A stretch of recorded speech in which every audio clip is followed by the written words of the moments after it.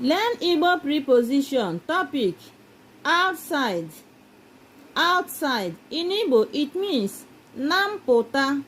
Nampụta. Remember, we put apostrophe up because of this letter M.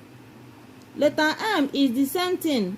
We consider them as vowel letters in Igbo language. Letter M and letter N. We consider two of them as vowel letters in Igbo. We call them in Igbo Nyiridume. Nyiridume. In English, it means vowel alike. That is why we put this apostrophe. Remember, we are dealing with mbuzo, mbuzo or preposition. Let's see them in sentences. Igbo, English.